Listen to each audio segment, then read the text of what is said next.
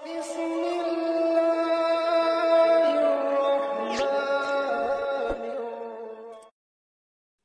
maaf Gus, Nggih. ini ada keluarga saya, Iya. termasuk juga guru saya. Ini yang meninggalkan syariat, yang dijalankan hakikat.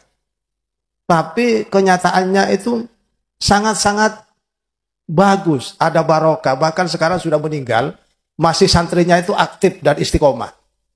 Sekarang ini. Kebetulan itu makomnya itu ada berkumpul dengan rumah saya.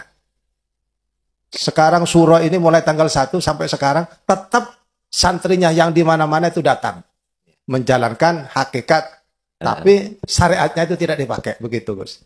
Assalamualaikum warahmatullahi wabarakatuh.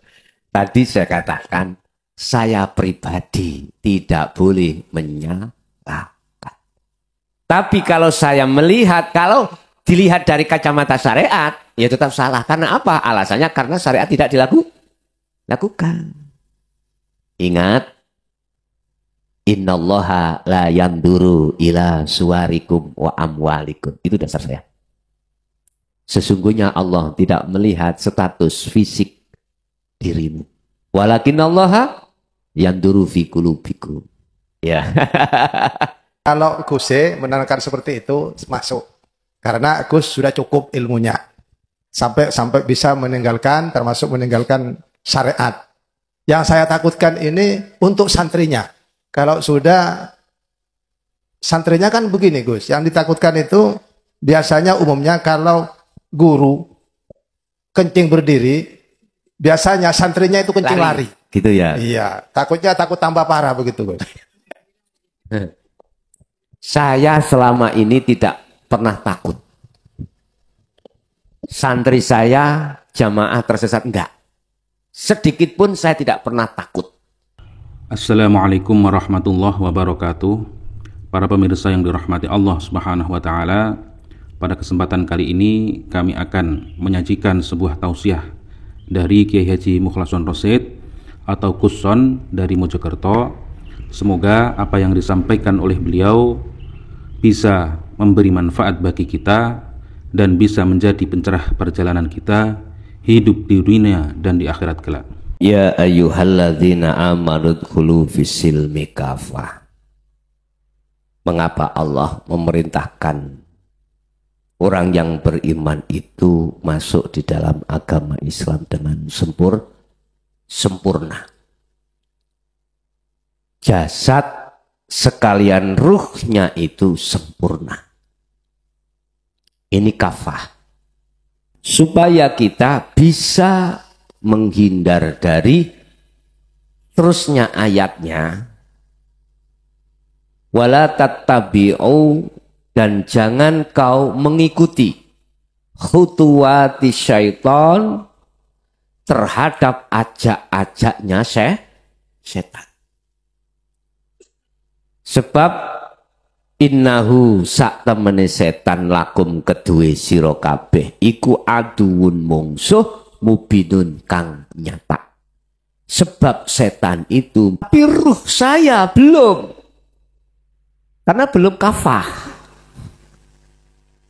Ruh saya dikatakan belum mukmin, belum muslim dan mukmin, manakala ruh saya itu belum menerima ajaran Allah yang dalam Nabi Adam disebut kalimat, yang dalam Nabi Muhammad aidinu tauhid. Otomatis saya tidak akan pernah bisa menghindar dari godaan dan rayuan iblis. Nggak bisa, Pak. Iblis itu masuk dalam diri kita, Pak. Tidak hanya kita secara fisik maksiat, enggak. Secara fisik kita sholat, iblis masuk. Masuk, Pak. Bisu melalaikan hati pada Allah. Dilalaikan dengan hal-hal selain Allah. Buktinya memang terjadi. Enggak bisa, Pak. Menghindar dari iblis enggak bisa. Karena Islam saya, ruh ini belum ada. Dalam Islam jasad dikatakan Islam kalau sudah menyebut 2 kalimat syahadat. Habis Islam kudu iman. Bentuk iman kita meraktekne ninggalno larangan dan menjalankan perintah di dalam hukum syariat. Berarti iman. Ayatnya tadi kan mengatakan ya ayyuhalladzina amanu, yang dipanggil itu adalah orang yang sudah beriman jasadnya. Ruhnya belum. Akalnya sudah beriman, ruhnya belum. Loh, itu loh kok ya bahasa Qur'annya udhulu fi silmi Islam. Wahai orang yang beriman, masuklah di dalam agama Islam. Loh, Islamnya sudah kok dikongkon Islam mana piye to? Kan mohal Pak, turun lagi. Kan gini Pak. Protapnya, prosesnya kan gini. Habis Islam,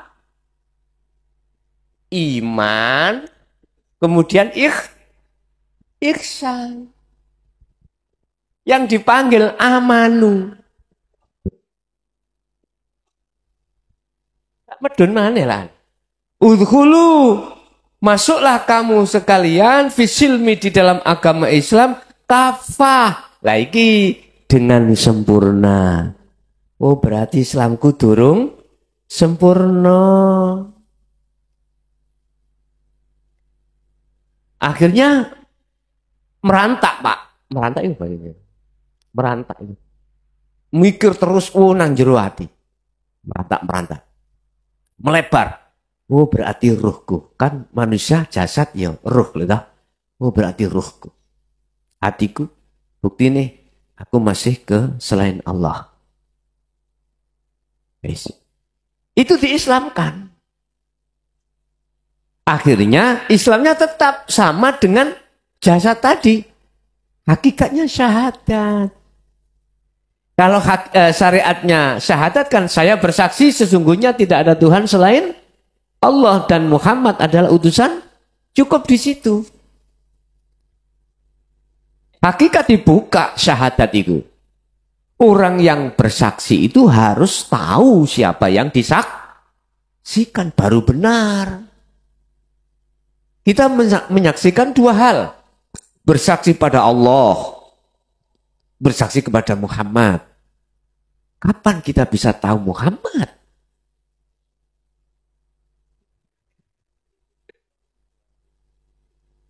Sekarang kita bersaksi, disuruh bersaksi. Wong zaman kita sudah bukan zaman Rasulullah. Akal nggak mampu Pak. Kalau sudah masuk ke ranah hakikat akal, harus diletakkan. Tafakkaru fi khalqillah wala tafakkaru fi dzillah. Hati Pak yang harus berjalan. Ruh ini baru maksudnya Allah itu gimana, maksudnya Muhammad itu gimana.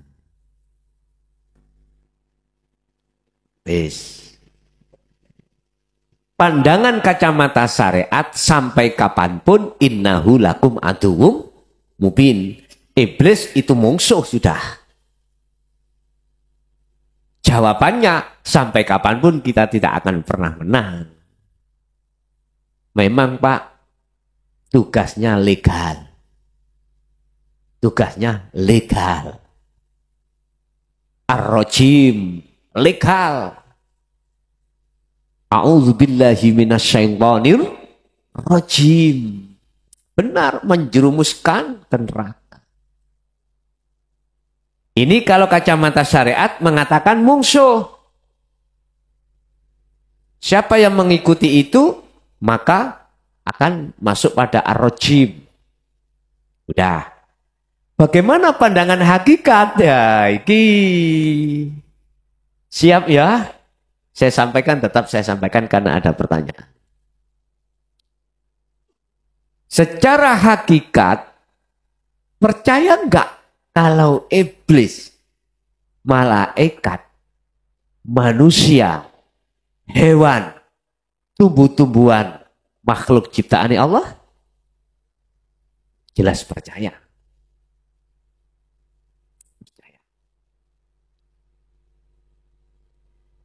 Ini kita walaupun miturut Islam syariat wajib percaya. Nah gitu dah, wajib. Saya tingkatkan satu level. Hati kita ada iman enggak? Iblis tidak akan pernah bisa goda Adam. Iblis nafsu tidak pernah bisa menggoda anak putu Adam manakala tidak dapat izin dari Allah. Ini sih agak susah.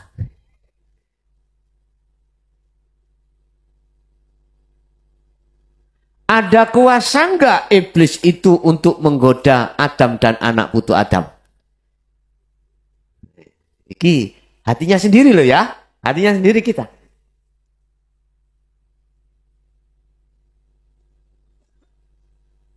Kalau di dalam hati kita ada satu iman hanya pada Allah, itu karena kita sudah memegang al-dzikru bisiril asror. Kalau belum, mohon maaf, belum bisa. Gini Pak. Kalau kalau iblis itu makhluk, kalau manusia juga makhluk, kalau malaikat juga makhluk, tugasnya itu adalah beda-beda. Tugasnya iblis hanya menggoda untuk mengajak manusia menuju jalan kesesatan, akhirnya di neraka. Ngerti nggih? Malaikat tugasnya mengajak manusia untuk berjalan di atas jalan Allah untuk menuju surga. Nah gitu nggih. Makhluk manusia. Di situ bagaimana tugasnya? Wa ma khalaqtul jinna wal insa illa liya'budun. Hanya menyembah. Mengapa hanya menyembah? Di situ tidak muncul, mohon maaf nih, kerja, enggak. Enggak muncul makan, enggak. Minum juga tidak. Bersuami juga tidak, beristri juga. Dalam ayat itu loh ya. Dalam ayat itu. Firman-Nya Allah, wahyunya Allah kan ada yang lain toh Pak. Kalau dalam ayat itu illa liya'budun, mukhatabnya siapa itu? Jasad apa ruh? Nah gitu toh. Waqala aidan wa ma umiru, dan ora diperintah dan tidak diperintah kamu sekalian illa liya'budullaha, kecuali menyembah pada Allah mukhlishina lahuddin, dalam keadaan hatimu itu ikhlas dalam agama itu. Mana agama yang mukhlis?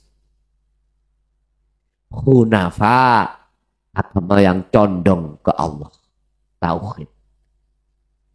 Akhirnya bisa wayuki musolah, wayutuz zakat. Kembali kepada ayat nyembah tadi, mukhatabnya siapa?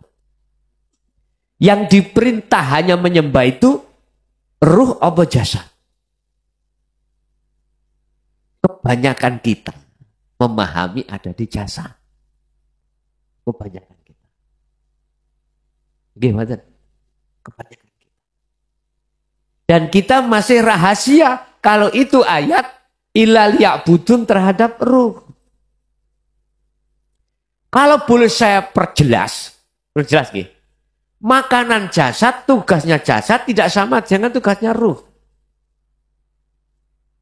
Tugasnya jasad itu boleh makan, ya makanan ini, minum kopi ini. Di situ ditata di dalam hukum syariat ada istilah larangan dan perintah. Ruh akan hanya menyembah Allah sekalipun jasad ikimang menjalani torikoh, apapun di situ. Jasad sholat secara syariat. Jasad makan, minum, beol, pipis, atau beristri, bersuami, silakan. Sing penting bagaimana ruh dikatakan syuhud ketika saat beraktivitas jasad. Itu hanya itu. Inilah jawaban surat Al-Insan ayat 25-26. Artinya, hanya dengan dzikir itulah, dzikir itu ingat. Ingat itu sadar bahwasanya yang berperan semuanya hanyalah Allah. Sehingga untuk bisa masuk fokus di situ ada muncul jenenge ajaran wahdatul wujud. Ada la maujudan ilallah. Ekstrim Pak niku Pak, ekstrim. Aku, Gus, bagaimana pendapatan ajaran wahdatul wujud? Ya sah-sah saja. Saya enggak menyalahkan terhadap apapun itu, enggak. Bagaimana Gus Torikoh kana, Torikoh itu udah semuanya benar. Itu aja. Enggak ada sempat saya untuk menyalahkan, enggak ada sempat. Enggak boleh juga gitu. Jadi kalau sudah, mohon maaf, ruh itu sudah tahu tugasnya masing-masing, maka ruh itu tidak akan pernah mengatakan bahwasanya innahu lakum aduwwum mubin. Enggak, Pak. Justru memposisikan ruh terhadap nafsu atau iblis itu bukan musuh, maka nggak akan mungkin nyerang kita bukan musuh. Mohon maaf, sekarang Rusia dengan Ukraina. Mengapa Rusia itu mau memerangi Ukraina? Karena Ukraina dianggap musuh. Coba kalau bukan musuh, diserang boten? Boten. Iki kinayah lho Pak, kinayah lho ya. Hak kinayah apa? Gini Pak. Kalau ruh ini sudah sampai likok datang Allah, di situ akan muncul satu hukum di mana tidak ada yang wujud, tidak ada yang hidup, dan lain sebagainya kecuali Allah. Kecuali Allah. Jadi sudah netral. Sudah netral. Kalau sudah netral nggak akan bahaya. Sehingga kekayaan panjenengan yang didatangkan Allah, pangkat, jabatan, keduduk, hormatan, apapun, setinggi apapun, nggak akan terpengaruh karena sudah netral.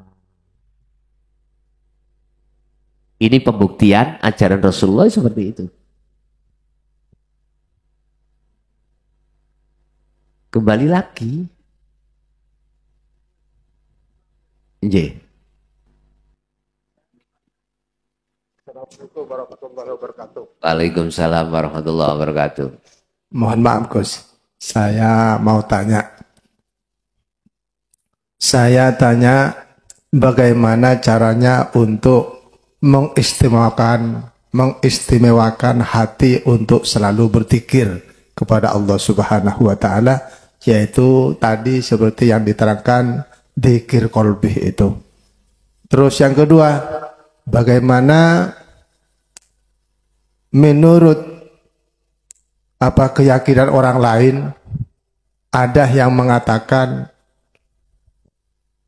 syariat tanpa hakikat? Ya, hakikat tanpa syariat. Bagaimana Gus?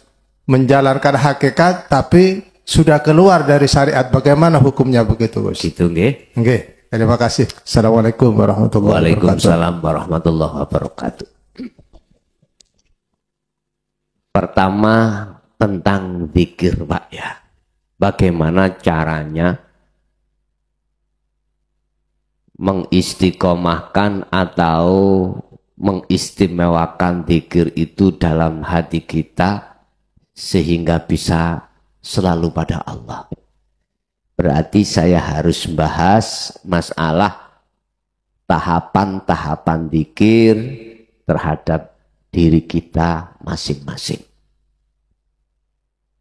Di situ dijelaskan, boleh saya gosok Pak? Boleh ya.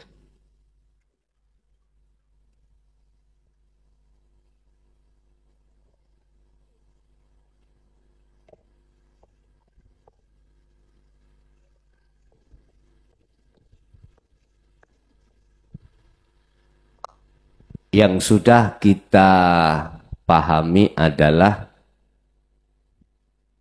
jahri.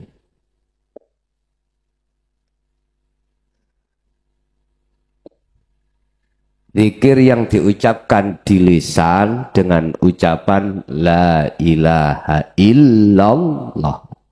Afdalu dzikri fa'lam annahu la ilaha illallah. Diucapkan di lisan. Yang kedua disebut sebagai zikir sirri. Zikir yang tidak diucapkan di lisan, di mic ini atau dikeraskan tidak. Tapi zikir yang diucapkan dalam kolbin. Ini sering kita sebut sebagai zikir hati. Dalam hati Allah. Terus gitu. Lah, kedua zikir ini Pak, endingnya ada di makom mukasyafa.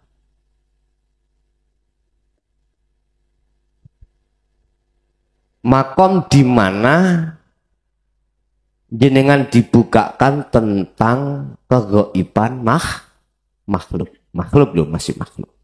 Gaib makhluk. Contoh, jenengan bakal tahu isi krenteke wong liya. Dibukakan kegaiban makhluk, jenengan iki selalu tahu kliwar-kliwere malaikat.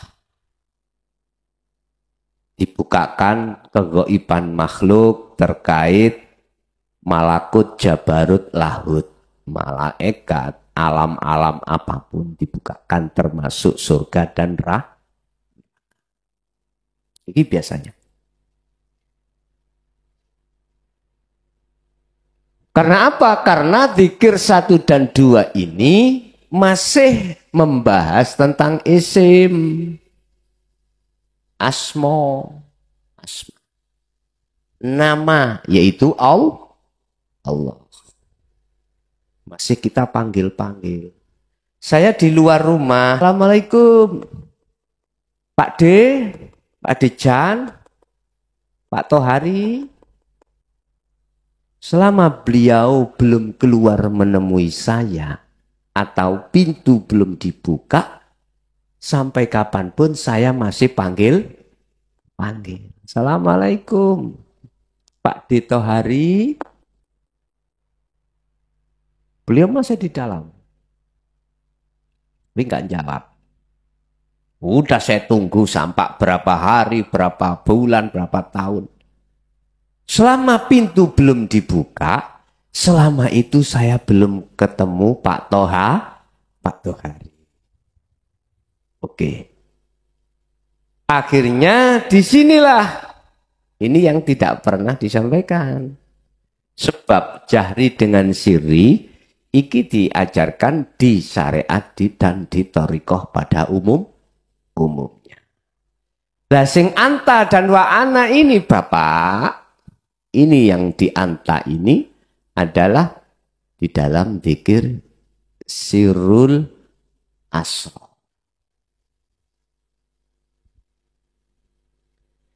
Zikir di mana sudah baik hati maupun jasad dohir ini tidak mengucap.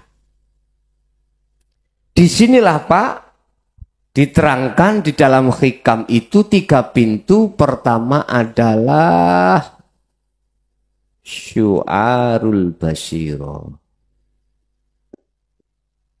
Pertama. Pembagian sirul asror ini ada 3. Yang kedua adalah ainul basyiro. Ketiga adalah hakul basyiro. Di gambaran ini, kita akan mendapatkan dzikir ini dalam hati yang disebut ruh. Ingko ada yang mengatakan dzikir nafas, boten dzikir kolbun, nafas artinya dzikir yang di dalam napas itu. Kita akan mendapatkan syu'arul basyiroh ini ketika kita sudah menerima ajaran Rasulullah yang di jalur dinul haq niki. Kalau tidak, nggak bisa. Umpama saya berpuluh tahun solo di dunia thariqah, Pak. Ya, umpama ya. Tadi saya katakan, saya 10 tahun solo ilu, Pak. Saya robitoh di thariqah iki misalnya. Nggak usah tak sebut mereknya Pak nggih. 10 tahun. Bahkan 20 tahun. Ini fakta di dalam diri saya. Apabila saya hanya memegang jahar dan sirri, saya itu muter-muter di dunia makom mukasyafah. Padahal di atas mukasyafah ada makom namanya musyahadah. Makom yang akan ditemukan oleh si salik ketika beliau itu sudah memegang sirul asror. Iki musyahadah. Apa makom musyahadah? Makom terbukanya ruh terhadap ghaibnya Allah atau samare Allah akan menjadinya nyata karena sudah makrifat. Yes.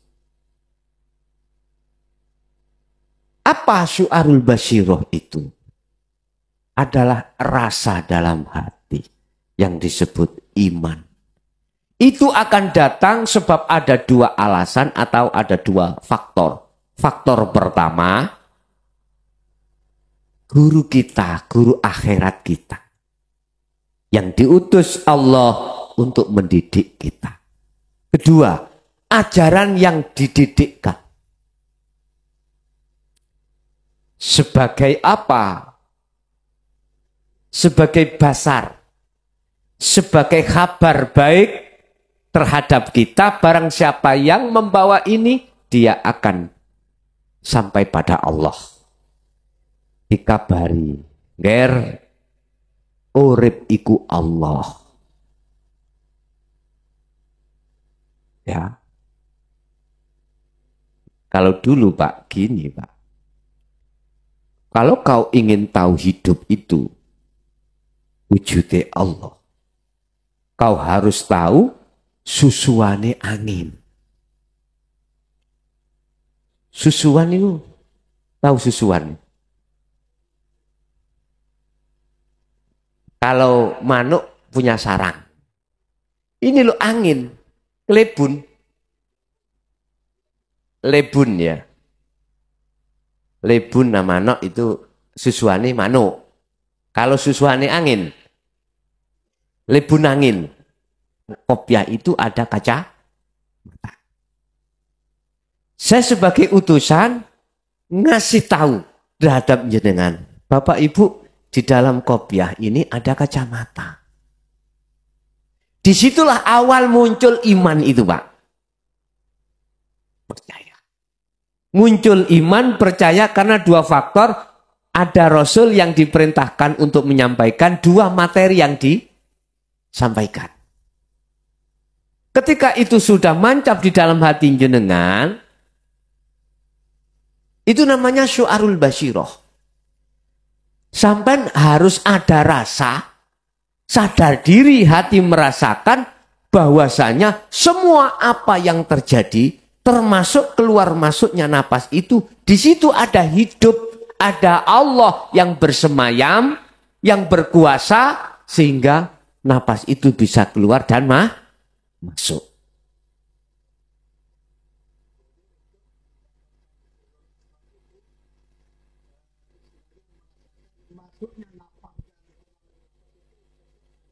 Betul. Itu prakteknya Pak ya. Itu prakteknya. Prakteknya kita mendapatkan sirul asro itu, pertama percaya dengan kabar yang disampaikan, kedua akan dibuktikan, dipraktekkan itu. Itu berarti su'arul basiroh. Proses di dalam su'arul basiroh itu adalah menghancurkan iman selain Allah dalam hati. Contoh, malam-malam ini dingin Pak. Syariat umum mengatakan dinginnya sebab ada angin. Gitu ya. Tapi kalau sampan sudah membawa syu'arul basyiroh, iman sampan sudah tidak ke angin.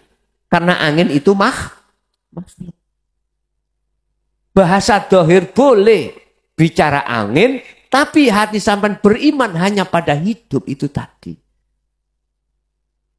Itu kalau tanda-tanda syu'arul basyiroh berjalan. Fungsi daripada syu'arul basyiroh membersihkan iman di dalam ruh selain Allah. Yakfur bitaghuti. Setelah itu wa yu'min billah. Menghancurkan iman selain Allah.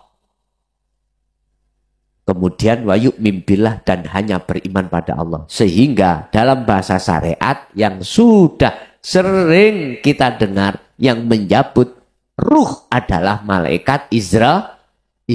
Syariatnya bener wis. Ning hati sampean, roh sampean nggak percaya makhluk itu yang berkehendak, yang menjalankan. Allah hidup di situ. Betul, hakikatnya Allah walaupun syariatnya makhluk yang disebut malaikat Israel. Ini seimbang nih. Tapi bahasa dalam nggak bisa selain Allah. Kalau itu sudah dihilangkan iman selain Allah, sama halnya ini. Kita mengatakan Allah itu masih samar. Kita mengatakan kita belum tahu di dalam itu wujudnya. Wujudnya apa? Kacamata. Sebab ada ini Pak, yang menutupi. Kita mengatakan bahwasanya Allah itu samar karena dalam hati kita ada hijab. Fi qulubihim maradun fazadahumullahu maradun. Wah, tambah nih. Kita mengapa beriman terhadap selain Allah yang berperan? Karena selain Allah yang disebut kaun itu menutupi kita. Artinya nggak tahu. Kalau ini sudah diangkat oleh Allah, nyatalah. Jadi antara kabar yang dibawa Rasul dibuktikan. Oh iya, kemarin tadi dulu mengatakan itu kacamata. Kacamata itu nama, wujudnya ini. Kalau sudah nyata ini sampai sudah tahu, apa bisa Pak kita mengatakan atau beriman bahwasanya ini adalah onde-onde? Nggak mungkin toh. Artinya gini Pak, hati kalau sudah dibuka Allah, hati kalau sudah dibuka oleh Allah tentang makrifat Allah, nggak bisa Pak sampai mengatakan, oh itu yang berperan selain Allah, nggak bisa Pak. Oh, sing ngajiku mukhlasun, nggak bisa, hati sampean nggak bisa. Karena hati sampean hanya melihat Allahnya. Dan Allah itu di mana-mana, baik di dalam diri kita maupun di luar diri kita. Itulah namanya ainul basyiroh.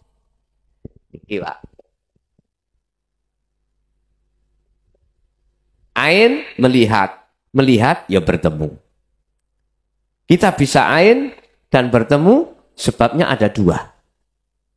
Wa man kana yarju liqa'a rabbi falyamal amalan sholihah. Kita ruh itu berlaku sholih.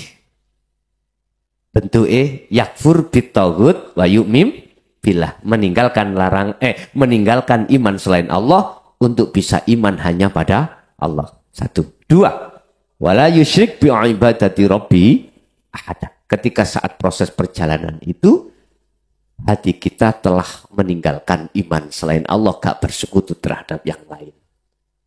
Kalau sudah ainul basirah baru klik langsung hakul basirah alias menyatakan, oh iya betul, hidup itu wujudnya Allah.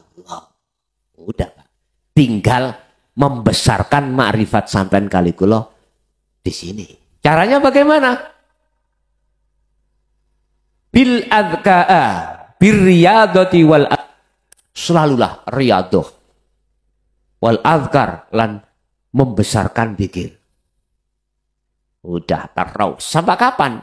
Tidak ada batasnya. 1. Nomor 2, bagaimana tentang kaidah di luar yang mengatakan orang yang sudah berhakikat meninggalkan syariat. Pak, Bu, di situ ada 2 sistem, Pak, Bu, ya. Untuk sampai pada Allah. Sistem pertama adalah wasilun, sistem kedua majdubun. Saya tidak menyalahkan sistem majdubun walaupun posisi saya diperjalankan Allah di wasilun. Saya pun tidak akan menyalahkan terhadap yang memakai sistem wasilun ketika saat saya diperjalankan Allah di sistem majdub. Apa sistem wasilun dan majdubun itu? Wasilun adalah sistem di mana menseimbangkan antara hukum syariat dan hakikat menuju makrifat. Berarti syariatnya si kegawa, Pak. Sistem majdubun adalah sistem di mana, mohon maaf,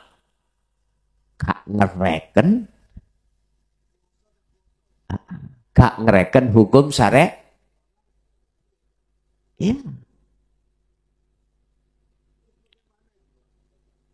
Lah, ini kalau dilihat kacamata syariat, ya salah. Tapi kalau dilihat kacamata Allah, hakikat, saya tidak boleh menyalahkan. Wis bahasa saya tidak boleh. Saya loh ya, tidak boleh menyalahkan. Karena apa? Karena saya melihat semuanya itu Allah yang memperjalankan itu. Tapi saya tidak menyalahkan orang lain mengatakan, monggo Allah ya salah itu. Lah, monggo. Tapi terus terang saya tidak berani menyalahkan.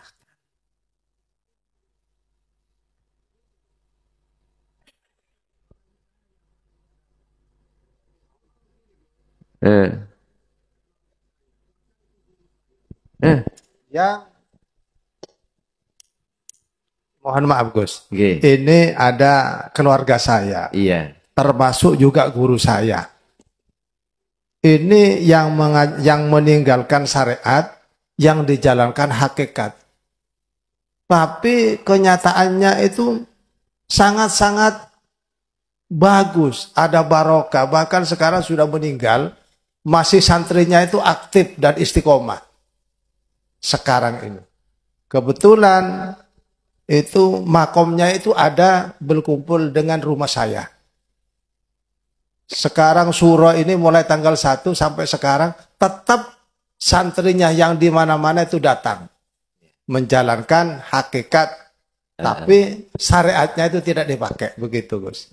Assalamualaikum warahmatullahi wabarakatuh. Tadi saya katakan, saya pribadi tidak boleh menyalahkan. Tapi kalau saya melihat, kalau dilihat dari kacamata syariat, ya tetap salah. Karena apa? Alasannya karena syariat tidak dilakukan. Ingat, Innallaha la yanduru ila suwarikum wa amwalikum. Itu dasar saya. Sesungguhnya Allah tidak melihat status fisik dirimu. Walakinallaha yanduru fi qulubikum. Ya.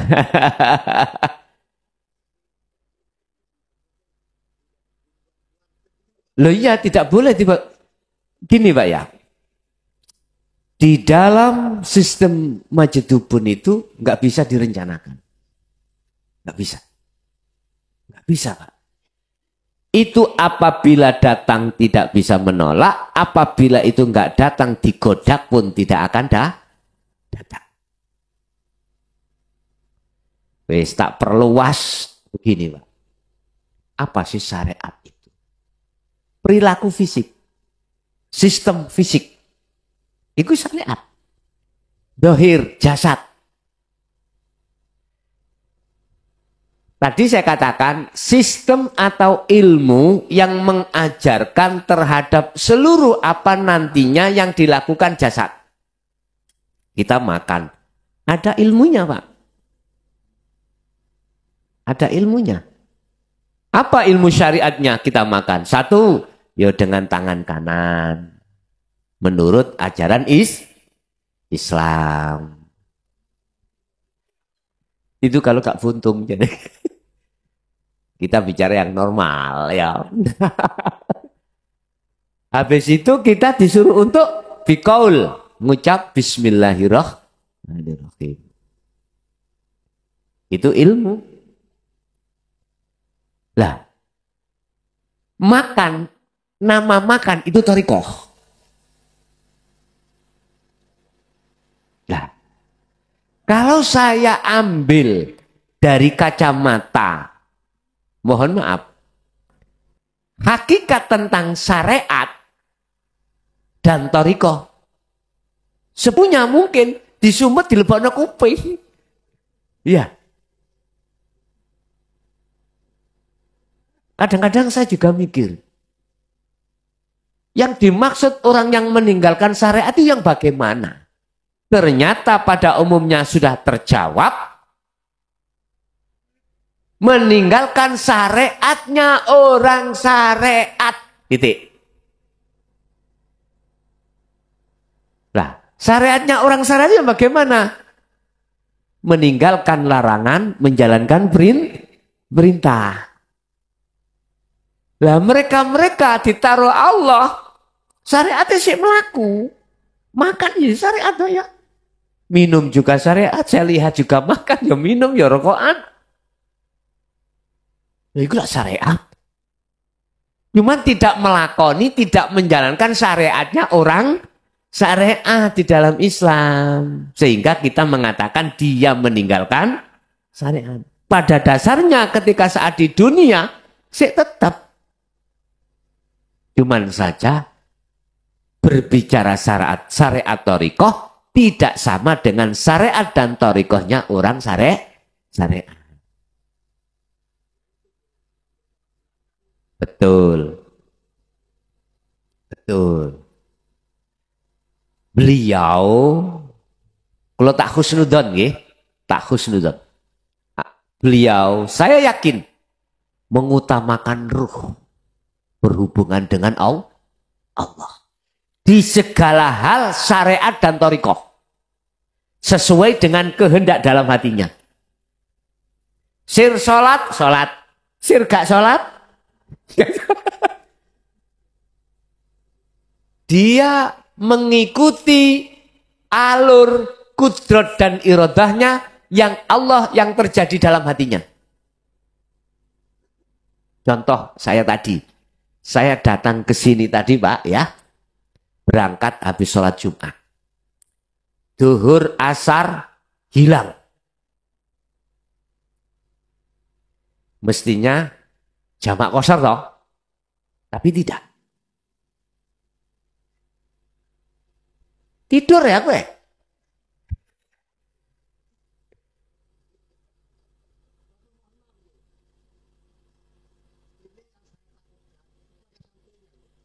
Makanya kita dasari ilmu dan sistem.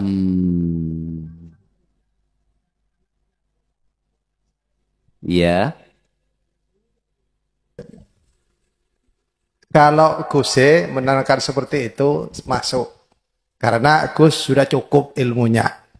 Sampai bisa meninggalkan, termasuk meninggalkan syariat. Yang saya takutkan ini untuk santrinya.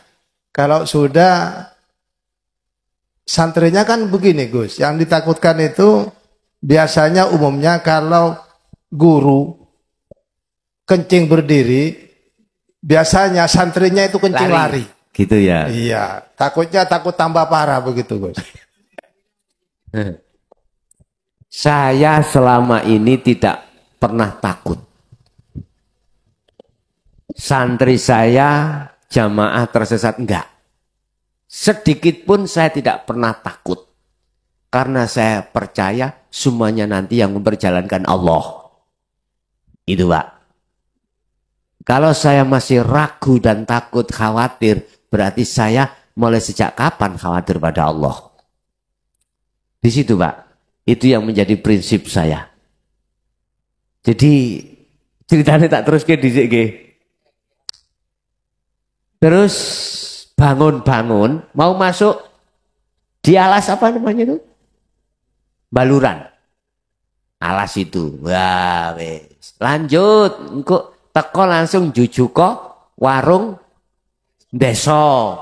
Dan nyampe di situ Pak, habis maghrib. Berarti duhur asar bablas. Lah gitu toh. Oke. Terus habis di warung di situ gak langsung sholat. Apa? Makan Pak. Jasad nuntut keluwen nih. Memang biasanya saya jadikan jujukan gitu itu. Mengapa?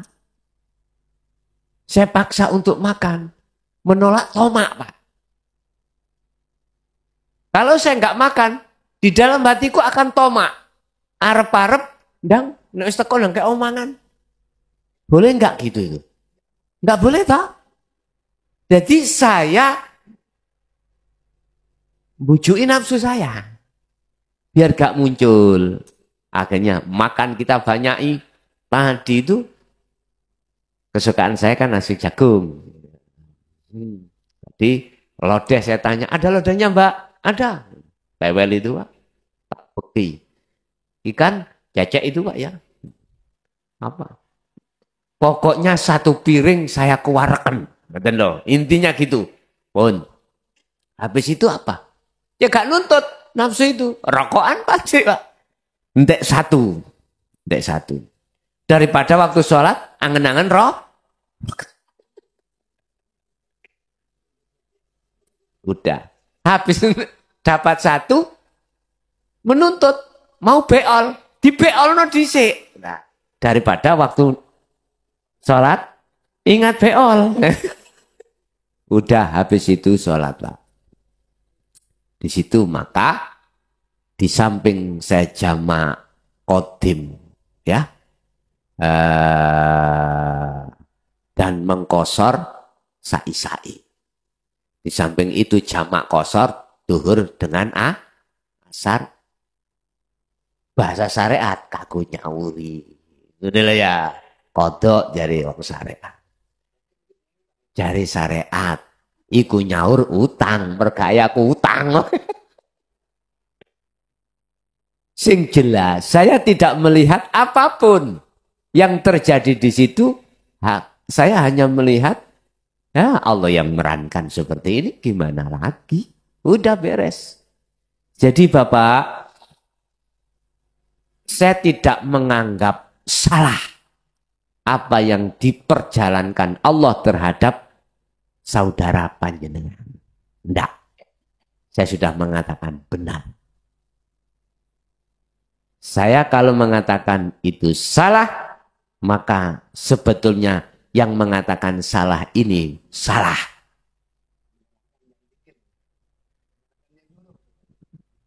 Saya ulangi, Saya tidak menyalahkan perjalanan derek panjenengan.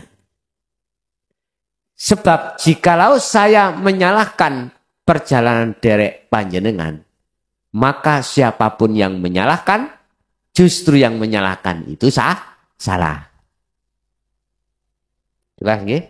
Tetapi kalau ditarik kacamata umumnya syariat, beda lagi.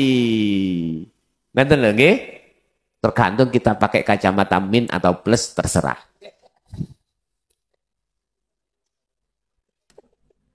Iya, sami. Ya mungkin ada yang lain, monggo. Bismillahirrahmanirrahim. Assalamualaikum warahmatullahi wabarakatuh. Pertama, saya mengenalkan nama saya Kiai. Saya Mukjizat, namanya Mukjizat, yang berdomisili di Paliran. Selanjutnya, Kiai, saya ada pertanyaan yang harus dijelaskan secara terperinci. Masalah tentang syariat dan hakikat. Tadi Ustadz Samaon menanyakan masalah kalau sudah masuk di hakikat terus meninggal syariat, sudah terjawab. Dan bagaimana tauladan kita Rasulullah SAW yang sering disampaikan oleh para kiai ulama itu tidak pernah meninggalkan syariat termasuk sholatnya. Terus kita sebagai umatnya ada yang meninggalkan sholat. Nah, kalau ditanya, salat itu ada di dalam diri kita, semuanya ada dalam diri kita. Yang pertama itu mohon dijelaskan nanti. Yang kedua, ada hadis qudsi yang mengatakan man arafa nafsahu fakat arafa rabbah wa man arafa rabbah fakat jahila nafsah. Juga mohon kami terangkan secara jelas bagaimana secara pelaksanaannya untuk mengamalkan itu. Terima kasih. Assalamualaikum warahmatullahi wabarakatuh. Waalaikumsalam warahmatullahi wabarakatuh. Tarkib daripada definisi sholat itu bagaimana? Kalau sholat itu ada pada diri kita. Kita kalau mengacu dari sisi kacamata syariat, itu sholat yang dilakukan jasad. Diawali dengan takbir, awalnya takbir, awalahu bitakbirin, wa akhiruhu bisalamin. Diawali takbir, dipungkasi, diakhiri salam. Dah, itu secara syariat jelas, muhakamah, nggak bisa dibantah. Dan ini ajaran Rasulullah. Tadi sudah saya katakan, ajaran Rasulullah itu tidak hanya secara syariat saja, akan tetapi juga secara hakikat. Saya gosok, boleh? Oke. Mengutus utusannya terhadap Muhammad.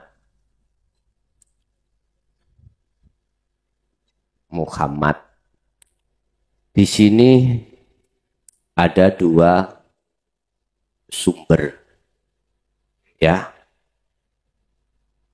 Ajaran syariat dan ajaran hakikat itu diteruskan bisa jadi dari dzurriyah, berarti nasab. Kita menyebut habaib, ya. Di sini ada jalur yang kedua, kita menyebut sekarang tabi'inat tabi'in. Al-ulama warasatul anbiya. Oke.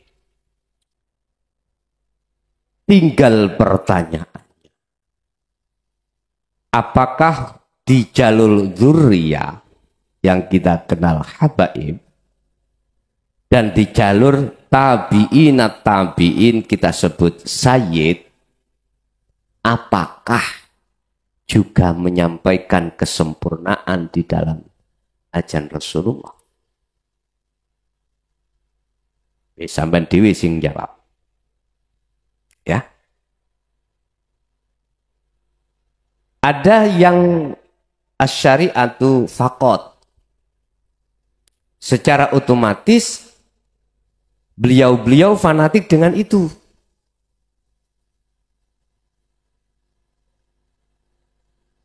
Ada juga yang tidak. Tidak hanya dia menyampaikan syariahnya saja tetapi juga hakikatnya. Ketika saya di jalur asyariata faqat, roto saya akan membatalkan hakikat. Karena dasar hujah belum aku temukan kalau Rasulullah itu juga mengajarkan hukum hakikat. Otomatis nih Pak, saya membatalkan. Alias tidak saya terima. Otomatis saya akan berbicara hanya di dalam ruang lingkup secara syar'i. Itu aja. Dan tidak ada pengetahuan rohaniah pada Allah. Itu saya Pak ya. Contoh saya. Padahal mungkin bisa dibuka di dalam surat Al-Imran ayat 31. Allah bersabda, "Kul katakan Muhammad, in kuntum tuhibbunallaha," apabila cintamu ingin diterima Allah sebagai kekasihnya. Kekasih Pak ya, kekasih Allah. Fattabi'uni, kata Rasulullah, ikuti saya. Nah, kita umatnya mengikuti Kanjeng Nabi dari sisi mana? Apakah syariatnya saja? Apa sekalian hakikat biar makrifat pada Allah? Padahal yang disebut kekasih Allah adalah aulia. Inna aulia ilah cirine la khaufun alaihim walahum yahzanun. Mengapa dia enggak khawatir? Jadi nanti khawatir santri ini melencong. Makanya saya enggak khawatir. Tidak ada rasa takut. Besok saya diletakkan di neraka. Apa di surga? Oke. Enggak takut besok aku makan apa? Anak putuku besok makan apa? Enggak terpikir. Urusan Gusti Allah. Yun sewu. Menurut pandangan ya. Dalam diri saya terkait fattabi'uni, ikuti saya, kata Rasul. Saya setuju tidak hanya syariatnya saja, tetapi hatta hakikati ila ma'rifatillah. Di situ. Urusan orang berpandangan, oh syariat itu iku, monggo. Ada yang berpandangan, oh hakikatnya saja karena dunia marah. Yang kekal akhirat. Monggo. Tidak pernah saya salahkan. Saya setuju alias oh ye. Monggo. Walana a'maluna walakum a'malukum lakum dinukum waliyatin. Kita keker. Kita ikut di jalur mana? Monggo guru akhirat kita itu milih duriah, apa milih sayyid, tapi monggo. Monggo, sakersa. Ciri baik duriah maupun tabi'in bijaksana Pak. Kalau beliau itu duduk tidak hanya di syariat, tetapi ya juga membawa hakikat nujum ma'rifat. Apa? Enggak mudah menyalahkan pendapat orang lain. Karena hatinya sibuk melihat semuanya dari Allah. Dari Allah. Di situ, Pak. Saya dengan teman-teman NU Muhammadiyah lainnya tak rangkul, Pak. Bahkan lain agama ya juga saya rangkul. Makanya yang bertamu di rumah saya tidak hanya orang Islam saja. Saya juga punya murid orang Nasrani. Ada, Pak. Iya. Cuman tidak berbicara syariat. Di situ bicara tentang ketauhidan. Nek syariatnya dewe-dewe kuwi nek Jumat nggih nama kalau saya ke masjid dia ke gereja. Haleluya. Kula siji maneh Allah Akbar kono puji Tuhan. Kula alhamdulillah. Padha. Nggih. Wa ilahukum ilah wa. Makanya bahasanya Rob teng mriku. Wis terserah. Nah, kembali kepada pertanyaan tentang sholat. Kacamata syariat tempatnya di fisik kita diri. Cuman kalau kita melihat kacamata hakikat, as-sholatu yang dimaksud sholat hakikatnya adalah bertemunya, likoknya ruh pada Allah.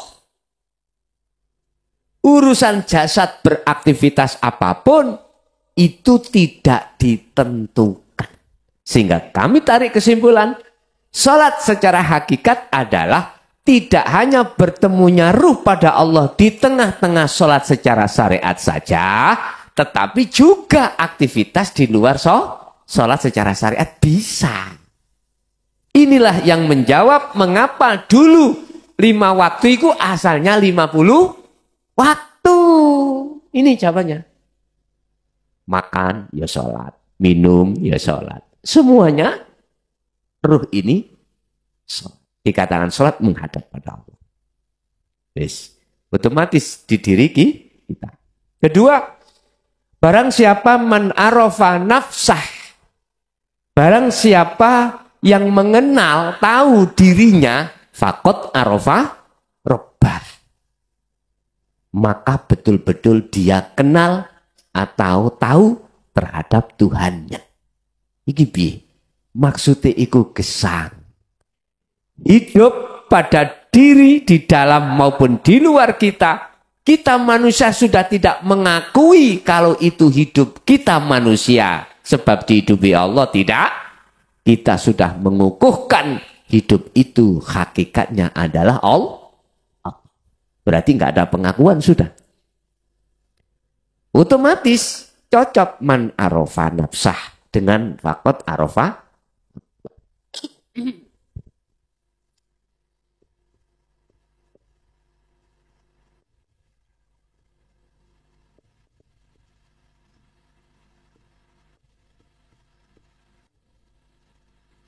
Qad arofa nafsahu faqad arofa rabbahu.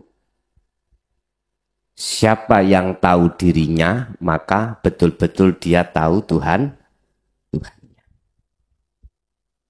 Tahu dirinya maksudnya hidup. Wis kefanaan dirinya makhluk. Kalau sudah kefanaan dirinya makhluk, otomatis kan tajali. Lah, iki disebut faqad arafa rabbahu. Dia akan makrifat atau tahu pada Tuhannya. Siapa yang tahu Tuhannya? Nama terusnya? Faqad arafa rabbah jahilah nafsa. Otomatis hancur dirinya. Jahilah bisa diartikan bodoh. Berarti yang alim Allah, yang bodoh saya. Itu loh ya. Sehingga semakin dia makrifat pada Allah, semakin goblok wong kuwi. Berarti ngaji niki ndadekno wong gak pinter, ndadekno tambah. Paham ya? Pinter ngakali. Jadi menetapkan sifat ilmu alim itu pada Allah. Bentuknya diri kita itu tidak merasa hambanya yang alim, tapi Allah, walaupun orang lain menuduh kita yang alim, tapi dalam diri kita tidak takabur. Bentuk kita tidak takabur, menetapkan sing alim iku Allah. Loh di sini. Kibire wis gak enek isan. Lah hal itu terjadi karena memang prosesnya kita mengistiqomahkan terus selalu kita mengumandangkan hati ini dengan dzikir sirul asrar. Di situ. La ilaha ma'alam. Betul. Oke. Jadi jahilah bahasa murad itu bodoh. Hakikatnya memang manusia itu tidak punya. Bahasa alim nggak punya. Karena itu sifat Allah. Kan teori ini kan gini. Mana yang menjadikan wajibnya sifat Allah itu jadi sifat mokhali manusia. Sekarang Allah sifatnya wajib wujud. Berarti makhluk Adam. Adam tidak wujud, tidak ada. Allah hidup. Berarti hayat. Lawan katanya hidup, mati. Mampus ya. Iya. Cuman bagaimana menempatkan. Ini yang penting. Menempatkan dalam diri hati kita. Yang wujud, yang hidup itu cuman Allah. Sebab koyoke kita itu hidup. Olehnya hidup dihidupi Sang Maha Hidup. Bahasa syariat bisa diterima. Cuman bagaimana kita menempatkan diri kita dalam hati yang hidup ini Allah. Otomatis kita harus melakukan proses tahalli menuju tajalli. Ya Allah, jadikanlah kami dan anak putu kami ila yaumil qiyamah menjadi anak putu yang mengikuti ajaranmu ya Allah. Al-Fatihah. Alhamdulillahirrabbilalamin. Demikianlah tausiah dari Kiai Haji Mukhlason Rosyid, yang mana beliau adalah pengasuh Pondok Pesantren Jaya Baru yang terletak di daerah Mojokerto, Jawa Timur. Tepatnya yaitu ada di Kecamatan Bangsal, Desa Sumbertebu, Jalan Perjuangan, Gelonggongan. Beliau adalah ulama sufi, ulama tauhid yang mengajarkan ilmu-ilmu tauhid dan tasawuf, yang mana dalam ilmu ini juga berkaitan dengan ilmu leluhur Jawa yang mengutamakan ajaran kebatinan atau ilmu ruhani. Dan ilmu tasawuf tauhid ini mengajarkan supaya manusia tidak tersesat nantinya. Tahu sejatinya diciptakan itu harus bagaimana, dan ketika sudah meninggal harus ke arah mana jalannya. Semoga apa yang disampaikan oleh beliau Al-Mukarram Kiai Haji Mukhlason Rosyid benar-benar bisa memberi penerangan bagi kita yang buta akan pengetahuan dan gelapnya perjalanan untuk menempuh ke jalan Allah Subhanahu wa taala. Demikian, semoga bermanfaat. Wa'afu minkum. Wassalamualaikum warahmatullahi wabarakatuh.